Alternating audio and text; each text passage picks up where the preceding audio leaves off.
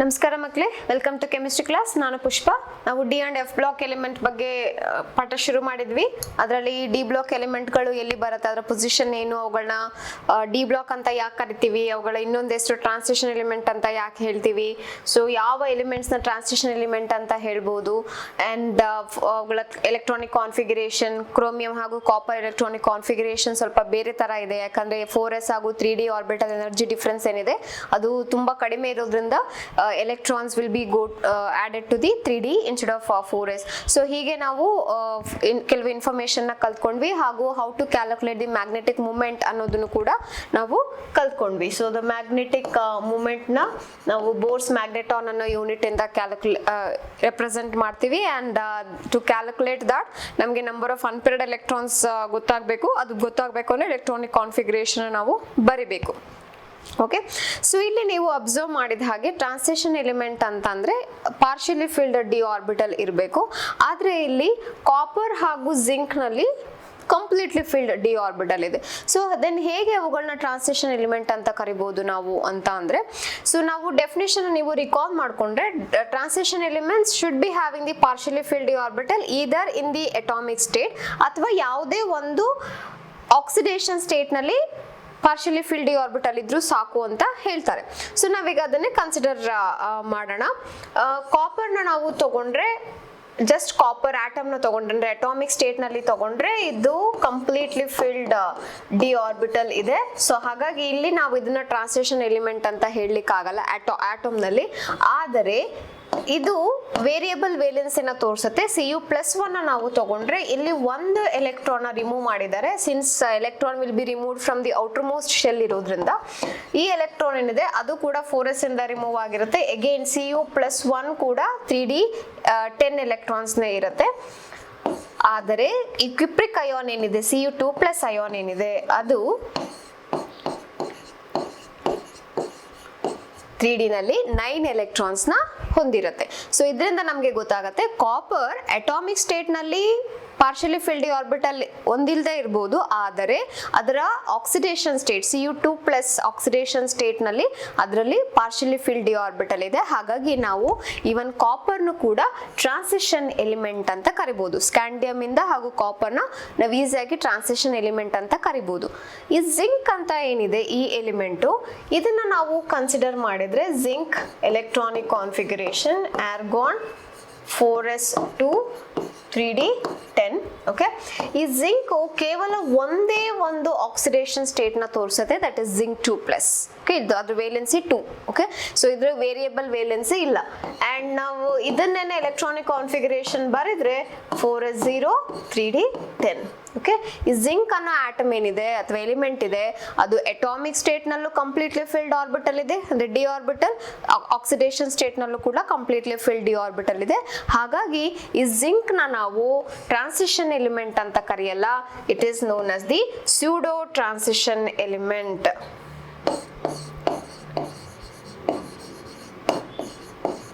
So ಇದು ಒಂದು important question, pseudo transition element. Zinc ತರನೇ ಬೇರೆ ಯಾವ್ದಾದ್ರು ಎಲಿಮೆಂಟ್ ಗಳಿದೆ ಅಂದ್ರೆ yes, we can give this as an example. Okay, so zinc, cadmium, mercury, these are an example for pseudo transition elements. Zinc, cadmium and mercury are pseudo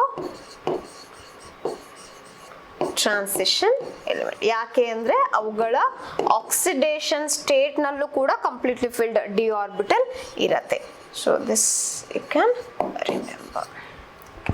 then ಇವುಗಳನ್ನ ಯಾಕೆ include ಮಾಡ್ಕೊಳ್ತೀವಿ ಅಂದ್ರೆ these are the last element in the particular series ಅಂತ ನಾವು ಇಲ್ಲೇನು ಶುರು ಮಾಡಿದೀವಲ್ವಾ, ಈಗ scandium ಇಂದ ಶುರು ಮಾಡೋದು ಅಥವಾ ಏಟ್ರಿಯಂ ಇಂದ ಶುರು ಮಾಡಿದ್ರೆ, ಸೊ ಅವುಗಳಿಂದ ನಾವು ಶುರು ಮಾಡಿದಾಗ ಈ ಜಿಂಕ್ ಅಂತ ಏನಿದೆ ಅದು ಲಾಸ್ಟ್ ಎಲಿಮೆಂಟ್, ಕ್ಯಾಡ್ಮಿಯಂ ಕೂಡ ಲಾಸ್ಟ್ ಎಲಿಮೆಂಟ್. ಹಾಗಾಗಿ ನಾವು ಇವುಗಳನ್ನ ಅವುಗಳ ಸ್ಟಡಿ ಜೊತೆಗೆ ಇನ್ಕ್ಲೂಡ್ ಮಾಡ್ಕೊಳ್ತೀವಿ ಹೊರತು ಟ್ರಾನ್ಸಿಷನ್ ಎಲಿಮೆಂಟ್ ಅಂತ ಬಂದಾಗ this is not at all considered.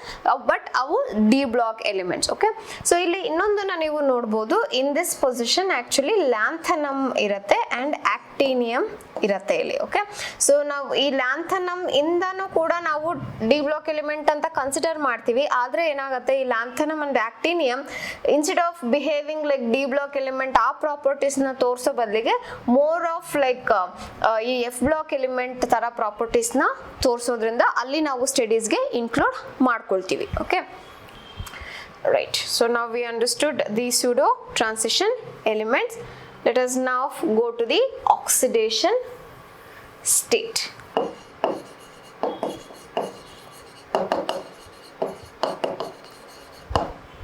ಈ ಸ್ಕ್ಯಾಂಡಿಯಂ ಇಂದ ಮ್ಯಾಂಗನೀಸ್ ವರ್ಗೂ ಈ ಎಲಿಮೆಂಟ್ 5 ಎಲಿಮೆಂಟ್ಗಳೇನಿದೆ ಇವುಗಳಲ್ಲಿ ಆಕ್ಸಿಡೇಷನ್ ಸ್ಟೇಟ್ ನ ತೋರಿಸುವಾಗ ಎಸ್ ಆರ್ಬಿಟಲ್ ಇಂದನೂ ಎಲೆಕ್ಟ್ರಾನ್ ನ ಇನ್ಕ್ಲೂಡ್ ಮಾಡ್ಕೊಳ್ಳುತ್ತೆ ಹಾಗೂ ಡಿ ಆರ್ಬಿಟಲ್ ಇಂದ ಕೂಡ ಎಲೆಕ್ಟ್ರಾನ್ಸ್ ನ ಇನ್ಕ್ಲೂಡ್ ಮಾಡ್ಕೊಳ್ತಾ ಹೋಗುತ್ತೆ. So what will happen for scandium, the oxidation state of scandium is +3. Okay, so this is the most stable oxidation state for the scandium. So ಇಲ್ಲಿ ನೀವು question ನ expect ಮಾಡೋದು, give an example for transition element which will not show variable valency, because scandium is a transition element. Transition elements ಅಂತಂದ್ರೆ variable valency ತೋರಿಸ್ಬೇಕಂತ ನಾವು ಒಂದು concept ನ ನೆನ್ಪಿಟ್ಕೊಂಡಿದ್ವಿ.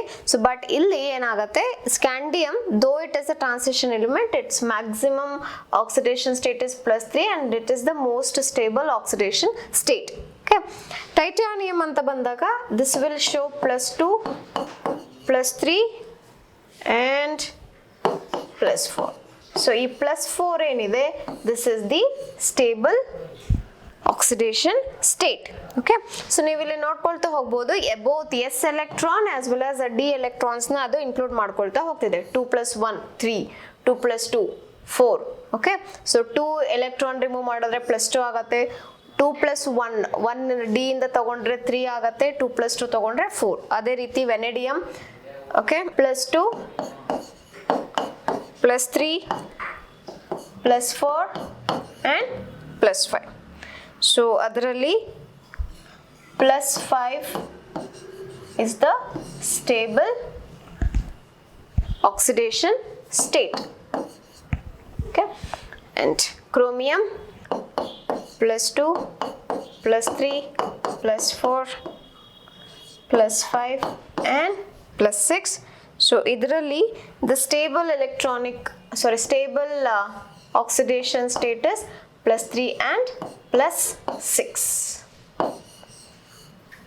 okay, so for ನೀವು D block element ಇಂದ ಆಗುವಂತ complex compounds that is coordination chemistry chapter ನಲ್ಲಿ ನೋಡಿದ ಹಾಗೆ ಕ್ರೋಮಿಯಂ ಕಾಂಪ್ಲೆಕ್ಸ್ ಫಾರ್ಮ್ ಆದಾಗ +3 will be the oxidation state and potassium dichromate ನಿಮಗೆ ಗೊತ್ತಿದೆ, ಪೊಟ್ಯಾಷಿಯಂ ಕ್ರೋಮೇಟ್. ಸೊ ಅದರಲ್ಲೆಲ್ಲ +6 is the oxidation state for chromium. So ಹೀಗೆ 2 ಆಕ್ಸಿಡೇಷನ್ ಸ್ಟೇಟ್ ನ ತೋರಿಸುತ್ತೆ. And when it comes to manganese again it is the one element which shows the maximum number of oxidation state, +2 +3 +4 +5 +6 and +7. okay, this is also one of the important question. so which element will show the maximum number of oxidation states? that is manganese. okay, so idralli ನಾವು most stable ones ನಾವು ನೋಡೋ ಹಾಗೆ +2 manganese Mn2+ ಅಂತ represent ಮಾಡ್ತೀವಿ. sometimes +4 ಅಲ್ಲಿ ಕೂಡ compounds ಇದೆ. MnO2 ನಾವು ತಗೊಂಡ್ರೆ ಅದರಲ್ಲಿ +4 ನ ತೋರಿಸುತ್ತೆ oxidation state. And very important one is +4 potassium permanganate. okay, so ಅದರಲ್ಲಿ +7 is the oxidation state of manganese. okay, so ನಾವಿಲ್ಲಿ ಅಬ್ಸರ್ವ್ ಮಾಡಿದ ಹಾಗೆ ಸ್ಕ್ಯಾಂಡಿಯಂ ಇಂದ ಮ್ಯಾಂಗನೀಸ್ ವರೆಗೂ ಏನಾಯ್ತು, the oxidation states are getting increased by 1 unit. Okay, so ಒಂದೊಂದೇ +1 +1 +1 ತರ increase ಆಗ್ತಾ ಬರ್ತಾ ಇದೆ. And why? Because of the sum of both S electrons as well as D electrons ನ ಇನ್ಕ್ಲೂಡ್ ಮಾಡ್ಕೊಂಡಿದೆ. ಬಟ್ ಈ ಐರನ್ ಕಡೆಯಿಂದ ಏನಾಗುತ್ತೆ, from iron onwards, okay, see the oxidation state will be decreased. For iron we can say it is +2 +3 and +4. idralli important ones are +2 and +3, ferrous and ferric. Okay, and next one, cobalt, +2, +3 and +4. So idralli very important one is +3, and we see even +2 compounds also. Next, the nickel is +2, +3 and +4 agate, but here +2 is the most important one, and comes the copper, +1, +2. So here it is the +2, most stable one, and the last is the zinc. It is always +2 only. Okay, so zinc also have got one oxidation state, scandium also have got one oxidation state. Eradalalli ಏನು difference? Zinc is not a transition element, but scandium is a transition element. Okay, so these are the important points you have to remember. So ಯಾಕೆ ಈ more of like oxidation states ಜಾಸ್ತಿ ತೋರಿಸೋದು because of again partially filled d orbital. Okay, and both s and d orbital electrons ಗಳು ಕೂಡ sharing ಆಗಿರಬಹುದು. Okay, so they try to share electron or they try to lose electron. So ಹೀಗೆ different types of compounds form ಮಾಡಬೇಕಾದ್ರೆ, so either they lose electron or share electrons, both s and d orbital electron. ಹಾಗಾಗಿ ನಮಗೆ variable valency ಸಿಗ್ತಾ ಹೋಗುತ್ತೆ. So ನಾವು ಇನ್ನೊಂದು point ನ observe ಮಾಡಿದಾಗೆ, as I already told, ಈ ಮ್ಯಾಂಗನೀಸ್ ಅನ್ನೋದು, okay, so it is showing the maximum oxidation state. ಅಂದ್ರೆ ಅರ್ಥ, so this will either lose or share the maximum number of electron. ಯಾಕೆ ಅಂತ ಅಂದ್ರೆ, so here more electrons are there to share or the lose. Okay, ಆದರೆ extreme conditions ಅಲ್ಲಿ ನೋಡಿದ್ರೆ, ಈಗ ನಾವು ಸ್ಕ್ಯಾಂಡಿಯಂ ಅಥವಾ ಟೈಟಾನಿಯಂ, ಕಾಪರ್ ಹಾಗೂ ಜಿಂಕ್ ನ ನೋಡಿದ್ರೆ, so at the extreme ends, beginning ಅಲ್ಲಿ ಅಥವಾ ಎಂಡ್ ನಲ್ಲಿ the oxidation states are very less. Okay, so the reason is, ಈ ಸ್ಕ್ಯಾಂಡಿಯಂ ಹಾಗೂ ಟೈಟಾನಿಯಂ ನಲ್ಲಿ very less electrons are there. Okay, so scandium nalli just 3 electron, titanium nalli just 4 electrons are there. So because of that reason, they are not showing the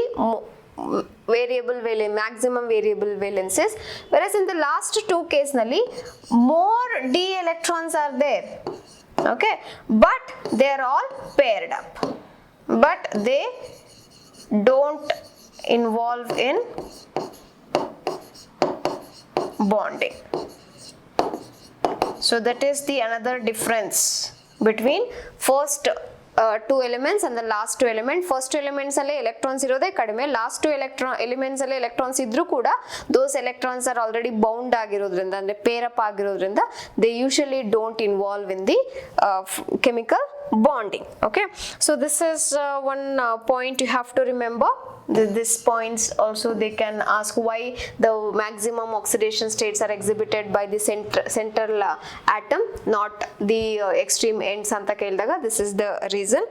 And the other point, so which one we have to remember is the comparison between the D and P block element. ನಾವು ಈ P block element ನ consider ಮಾಡಿದ್ರೆ, ಇದರಲ್ಲಿ oxidation state ಏನಿದೆ, so ಅದು unit of 2 ನಲ್ಲಿ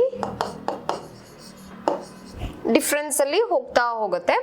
ಈಗ +3 +5, so ಈ ರೀತಿಯಲ್ಲಿ ನಾವು ಆಕ್ಸಿಡೇಷನ್ ಸ್ಟೇಟ್ಸ್ ನೋಡ್ತೀವಿ. ಬಟ್ ಡಿ ಬ್ಲಾಕ್ ನಲ್ಲಿ the difference is in the unit of 1. Okay, that is +2 +3 +4. so ಈ ರೀತಿಯಲ್ಲಿ the difference of oxidation number ಅನ್ನು ನೋಡ್ತೀವಿ. but p block elements ನಲ್ಲಿ +3 +5 ಅಂದ್ರೆ unit of 2 ನಲ್ಲಿ differences will be there. Okay, and another thing is the p block element ನಲ್ಲಿ lower oxidation state ನ prefer ಮಾಡುತ್ತೆ. Okay, the heavier metal ಅಂದ್ರೆ as we go down the group, so ನೀವು ಇಲ್ಲಿ periodic table ನ represent ಇಲ್ಲಿ ನೋಡಿದ್ರೆ ಈ bismuth, polonium, so these are all metals. Okay, they are heavy metals, they are called as lead ಎಲ್ಲಾನು. Okay, so ಹೀಗೆ as we go down the group, these heavy metals and all, they prefer the lower oxidation state.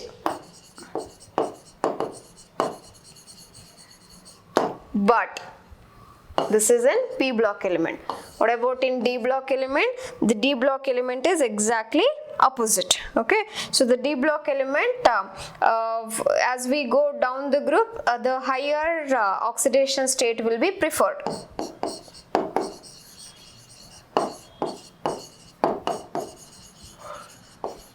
Okay, so for example, ನಾವಿಲ್ಲಿ ಇದನ್ನ ಈ ಮೂರು element ನ ತಗೊಂಡ್ರೆ, that is chromium,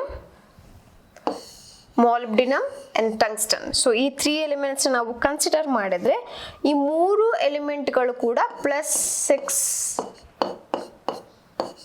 oxidation state na ತೋರಿಸುತ್ತೆ. Okay, so out of the 3, molybdenum and tungsten are more stable. +6 configuration ಏನಿದೆ ಅಲ್ಲ, ಈ ಎರಡು element they are more stable than the chromium. So ಅಂದ್ರೆ ಅರ್ಥ, so as we go down the group, ಅಂದ್ರೆ heavier metal nature ಬರ್ತಾ ಹೋದಂಗೆ, so they prefer the higher oxidation state. Okay, so the activity ನಾವಿಲ್ಲಿ ತಗೊಳ್ಬಹುದು, tungsten is more stable than molybdenum, that is more stable than the chromium in +6 oxidation state. Okay, so because of this reason, what happens is chromium will act as a strong oxidizing agent. Okay, so compared to this molybdenum and tungsten oxides, in the acidic nature, chromium is the strong oxidizing agent. So because of this reason, so why? Because molybdenum and the tungsten, they prefer to be in the +6 oxidation state, but chromium it will try to become +3 and all. So during that time, +6 in the +3 ಆಗೋ time ನಲ್ಲಿ, so ಅದು reduce ಆಗುತ್ತೆ, but it will oxidize some other atom. So that's why chromium is the stronger oxidizing agent. Whereas in the case of P block element, what we were learning, the lower oxidation state is preferred by the heavier metal. So this is the comparison between the D and P block element. So ಇದನ್ನ ನಿಮಗೆ CET ನಲ್ಲಿ multiple choice question ನಲ್ಲಿ they can ask, ಅಥವಾ so write the differences between D and P block element. Andre, these are the two main things. One, the difference in the oxidation number is by 2 unit of 2 in the P block element, unit of 1 no D block nalli. So and with respect to oxidation number, you can write. Next, complex form ಮಾಡಬೇಕಾದ್ರೆ what we can see is the lower oxidation state na kuda ee transition element galu they try to acquire if the ligand has the capacity to form the pi bond. So ನೀವಿಲ್ಲಿ coordination compound ನಲ್ಲಿ recall ಮಾಡ್ಕೊಳ್ಬೇಕು. So there you have learnt this tetracarbonyl nickel and pentacarbonyl iron. Okay, so ಎರಡು oxidation ಎರಡು coordination compound ಗಳನ್ನ ನೀವು example ಆಗಿ ಇಲ್ಲಿ ತಗೊಂಡ್ರೆ, nickel oxidation number is 0 and iron's oxidation number is also 0. Okay, so if the ligand has got the ability to form the pi accepting, ಅಂದ್ರೆ pi electrons accept ಮಾಡುವಂತ capacity ಇದ್ರೆ, ಈ transition element ಗಳು complex form ಮಾಡಿದ್ರು ಕೂಡ they try to acquire the lower oxidation state. So this is another ability of the D block elements. Okay, so we learnt about the oxidation state. Okay, so this is the electronic configuration, unpaired electron. Okay, so the next property is the color formation.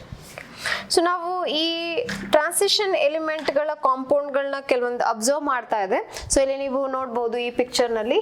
So these are the solutions, aqueous solutions of vanadium compound. Okay, so vanadium 4+ 3+ ನೋಡಬಹುದು ಎಷ್ಟು difference ಇದೆ, just difference of 1 electron. Okay, so blue and green color, manganese pale pink, iron, cobalt. Okay, so ಹೀಗೆ all these transition elements will try to give the color okay. So what is the reason, ಯಾಕೆ ಈ transition ಎಲಿಮೆಂಟ್ಸ್ಗಳಲ್ಲಿ colour ಇರುತ್ತೆ ಅಂತ ಅಂದರೆ, that is because of again the presence of unpaired electrons. Okay. So ನೀವಿಲ್ಲಿ ಗಮನಿಸಬಹುದು scandium compounds and titanium compounds and zinc compounds. Okay, so they are all colorless. Why? Because here no electrons. Okay, but here zinc nalle electron idru kuda here completely filled orbital. Okay, so but ulida compound nalli we have got at least one unpaired electron, at least one electron ಆದ್ರೂ unpair ಆಗಿ ಇರಬೇಕು. What will happen if the unpaired electron is present? So whenever light ಆ electron ಮೇಲೆ fall ಆದಾಗ, so that electron will go to the excited state. ಆ excited state ಗೆ ಹೋಗಿ lower energy d orbital ಇಂದ it will go to the higher energy d orbital. Okay, so ಆದ ನಂತರ the difference in excitation state ಇಂದ again it has to come to the ground state ಗೆ ಬರುವಾಗ ಆ difference of energy ಏನಿರುತ್ತೆ. Okay, so this is the ground state, this is the excited state. So electron illinda illi jump agirutte. Okay, so from there again it while coming back it will give away that extra energy. Okay, in the form of color, that is the visible region alli energy fall agudrinda namge ee color galu kaansutte. And again the color is dependent on the ligand. ನಾವಿಲ್ಲಿ ಎಕ್ವೆ solution ತಗೊಂಡಿದೀವಿ, ಅದೇ ರೀತಿ water ಬದಲಿಗೆ ಬೇರೆ ligands ನಾವು consider ಮಾಡಿದ್ರೆ the same metal may not give the same color. Okay, so ligand also matters, and the amount of energy taken up by an electron to go to the excited state also will be a matter here. Okay, so but the point to be remembered here is when the light falls on the electron, that is unpaired electron one irlebeku, without unpaired electron there is no color. It will go to the excited state. While coming back it will make sure that difference in energy is falling on the or lying on the visible region, so the color will be observed here. Okay, so here the color whatever we see, this is the complementary color. Colour observe ಆಗಿರೋದಕ್ಕೂ ನಾವು ಇಲ್ಲಿ ಏನು ನೋಡ್ತೀವಲ್ಲ that is different. So the complementary color, so for this complementary color ಅನ್ನೋ ನೀವು coordination compound chapter ನ refer ಮಾಡಬಹುದು. So ಅಲ್ಲೂ ಕೂಡ again the same concept you will be learning. So but ನೀವು ನೆನಪಿಟ್ಕೊಳ್ಬೇಕಾಗಿರೋದು ಇದು complementary color, absorbed color ಗಿಂತ ನಾವು ನೋಡುವಂತ color is different. Okay, so ಇದರಲ್ಲಿ this is important, this is important. So ಉಳಿದಿದ್ದು ಕಲರ್ಸ್ ನೆನಪಿಟ್ಕೊಳ್ಳೋ ಅವಶ್ಯಕತೆ ಇಲ್ಲ, but they will ask whether the compound will give color or not. So say yes if it has got the unpaired electron, say no if it doesn't have any unpaired electron. So this is about the color complex. Next one is the formation of complex compound. The next property, ಈ transition element ಗಳೇನಿದೆ they can easily form the complex compounds. So again the entire chapter ನ ನಾವು ಓದ್ತೀವಿ complex compound ಬಗ್ಗೆ coordination chemistry chapter ನಲ್ಲಿ. So ಯಾಕೆ ಈ transition element ಗಳು ಈಸಿಯಾಗಿ complex compound ನ ಫಾರ್ಮ್ ಮಾಡುತ್ತೆ ಅಂದ್ರೆ due to the following reason. The first reason is the smallest atomic size or ionic size of the metal, the transition element enide. So because of the smallest size, and next one is the empty or partially filled d orbital. Okay, and high ionic charges. So because of their smaller ionic size, avugala ionic charge ಜಾಸ್ತಿ ಇರುತ್ತೆ. Okay, so hence all these three reasons will make sure that the complex compounds are easily be formed by the transition elements. Let us go to the next property. The next property is the catalytic property. So now beginning of chapter nalli kaltkondvi, these transition elements are best catalyst. Iron in the Haber's process, vanadium pentoxide in the contact process, rhodium, nickel, platinum in the hydrogenation reactions. Okay, so ಹೀಗೆ ನಾವು ಈ elements ಗಳನ್ನ catalyst ಆಗಿ use ಮಾಡ್ಬೋದು. What is the reason behind this? ಈ transition ಎಲಿಮೆಂಟ್ಗಳೇ ಯಾಕೆ best catalyst ಆಗಿ ವರ್ಕ್ ಮಾಡತ್ತೆ ಅಂತ ಅಂದ್ರೆ, so again there are reasons for this one. The first thing is they provide the surface area. Okay, the reactant molecule ಏನಿದೆ, those reactant molecule ಗಳು ಬಂದು ಫಾರ್ ಎಕ್ಸಾಂಪಲ್ ಈಗ ಇದನ್ನೇ ನಾವು ಕೆಟಲಿಸ್ಟ್ ಅಂತ ತಗೊಂಡ್ರೆ, ಈ ಸರ್ಫೇಸ್ ಆಟಮ್ಸ್ ಇರುತ್ತಲ್ಲ, there will be an interaction between the surface atom of the catalyst and the incoming reactant. So ಆ ರಿಯಾಕ್ಟೆಂಟ್ಗಳು ಹೋಗಿ ಆ ಸರ್ಫೇಸ್ ಆಫ್ ಕೆಟಲಿಸ್ಟ್ ಮೇಲೆ ಕೂತ್ಕೊಳ್ಳೋಕೆ ಜಾಗನೂ ಕೊಡುತ್ತೆ, and there will be a interaction between them. Okay, so ಆ interaction ಮಾಡುವಾಗ ಏನಾಗುತ್ತೆ, so they'll try to reduce the activation energy. ಈಗ ಯಾವುದೇ ಒಂದು ಆಟಮ್ ಕೆಟಲಿಸ್ಟ್ ಆಗಿ ವರ್ಕ್ ಮಾಡ್ತಿದೆ ಅಂದರೆ they should decrease the activation energy. So ಯಾಕೆ ಈ ಕೆಟಲಿಸ್ಟ್ಗಳು ಆಕ್ಟಿವೇಶನ್ ಎನರ್ಜಿನ ಡಿಕ್ರೀಸ್ ಮಾಡುತ್ತೆ ಅಂದರೆ, especially this D block element, they exhibit the variable valency. ಹಾಗಾಗಿ ಇಲ್ಲಿ ಒಂದೇ atom 3-4 different types of compounds ನ ಫಾರ್ಮ್ ಮಾಡಿ, ಸೊ ಫೈನಲ್ ಆಗಿ ನಮಗೆ ಪ್ರಾಡಕ್ಟ್ ನ ಕೊಡುತ್ತೆ. And it might like take 2-3 different steps, but ಆ 2-3 ಡಿಫ್ರೆಂಟ್ ಸ್ಟೆಪ್ಸ್ ಇದ್ರೂ ಕೂಡ ಆಕ್ಟಿವೇಶನ್ ಎನರ್ಜಿನ ಕಡಿಮೆ ಮಾಡ್ಕೊಳ್ಳುತ್ತೆ. ಆ 2-3 ಡಿಫ್ರೆಂಟ್ ಸ್ಟೆಪ್ಸ್ ನಲ್ಲಿ ನಮಗೆ ಬೇರೆ ಬೇರೆ ಕಾಂಪೌಂಡ್ ನ ಫಾರ್ಮ್ ಮಾಡಬೇಕು ಅಂದ್ರೆ obviously it should be having the variable oxidation States. Okay, and let us see one example for this one. So ಈ iodide molecule ನ thiosulfate ಜೊತೆ ನಾವು ಟ್ರೀಟ್ ಮಾಡಿದಾಗ we will get the iodine and sulfate ion. This is the overall reaction.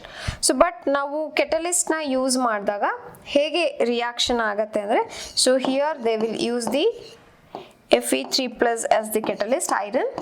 So iodide ಜೊತೆಗೆ react ಮಾಡುತ್ತೆ. So iron is providing the surface area for iodine.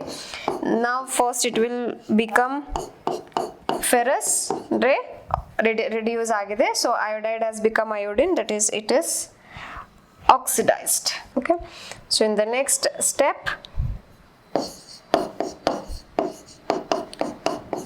that ferrous, whatever is been formed, it will interact with the thiosulfate and form back the ferric and sulfate ion. So whatever we had started with, so we get back the same catalyst, but two mechanism under 2 different steps ನಲ್ಲಿ reaction ಆಗಿದೆ, but in each step it will try to decrease the activation energy. So this is about some of the properties. In the next class let us learn about the how they make the alloys and the interstitial compounds. Thank you.